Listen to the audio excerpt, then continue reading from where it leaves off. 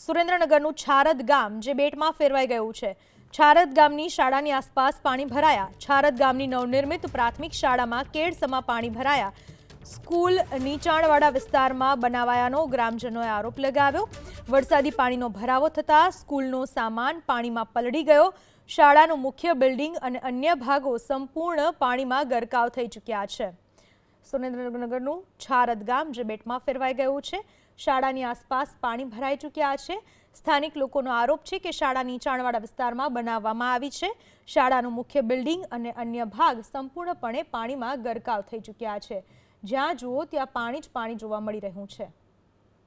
લખતર તાલુકાનું છારદ ગામની પ્રાથમિક શાળા જે નિર્માણાધીન પ્રાથમિક શાળા છે લગભગ બનીને તૈયાર થઈ ગઈ છે અને આગામી સત્રથી શૈક્ષણિક કાર્ય શરૂ થાય તેવી સંભાવના છે। આ શાળા છે તે વરસાદી પાણીમાં ગરક થઈ ગઈ છે। સીધા દ્રશ્ય જોઈ શકાય છે કે શાળાનો આ જે આગળનો રસ્તો અને પ્લેગ્રાઉન્ડ છે ત્યાં ગળાડૂબ પાણી ભરાઈ ગયા છે અને આ શાળા અહીં નીચાણવાળા વિસ્તારમાં બનાવવામાં આવી હોવાને કારણે ચોમાસા દરમિયાન શાળામાં વિદ્યાર્થીઓને પણ આવવા જવા માટે તકલીફ પડે તેવી સંભાવના છે। હાલ જોઈ શકાય કે આ શાળાની બહાર એક કેબિન બનાવવામાં આવ્યું છે।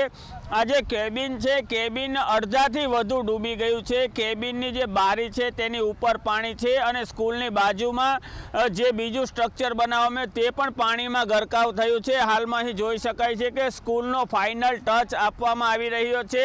જે સ્કૂલ છે તેના કલર કામ સહિતનું લગભગ કામગીરી તમામ પૂર્ણ થઈ ગઈ છે, પરંતુ શાળાનું જે લોકેશન છે જ્યાં બાંધવામાં આવી છે, શાળા નવી બનાવવામાં આવી છે, ત્યાં લોકેશનને લઈને ક્યાંક ને ક્યાંક સવાલો ઊભા થઈ રહ્યા છે। કારણ કે શાળાનું જે ગ્રાઉન્ડ અને શાળામાં જવાનો જે રસ્તો છે તે સમગ્ર પાણીમાં ગરક થઈ ગયો છે, જેને લઈને કહી શકાય કે દર વર્ષે જે વિદ્યાર્થીઓ આવે છે તેને સ્કૂલે આવવા જવામાં તકલીફ પડશે। હું આ બાજુ દેખાડીશ કે જે શાળાના જે ગ્રાઉન્ડમાંથી તેનો સેન્ટિંગનો સામાન હતો, આ જે સેન્ટિંગનો સામાન હતો તે તણાઈ ગયો છે। લાકડા અને પાટિયા સહિતનો જે આ સેન્ટિંગનો કન્સ્ટ્રક્શન માટેનો સામાન હતો તે ધસમસતા પાણીના પ્રવાહમાં તણાઈ ગયો છે અને આ તરફ પણ જોઈ શકાય છે કે શાળાનું જે આવવા જવાનો જે મુખ્ય માર્ગ છે તેની પર પણ પાણી ફરી વળ્યા છે। રસ્તા પર પાણી ફરી વળવાને કારણે જે વિદ્યાર્થીઓ છે તેને દર ચોમાસાની સિઝનમાં સ્કૂલે આવવા જવા માટે પણ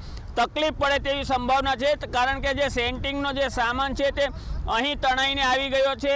રોડની બાજુમાં જે ખાડી જે નીચાણવાળો વિસ્તાર છે ત્યાં પણ તણાઈને આવી ગયો છે। આમ જે આ નવી નિર્માણાધીન શાળા છે, આ જે શાળા છે તેનું જે લોકેશનને લઈને હાલમાં સવાલો ઊભા થઈ રહ્યા છે।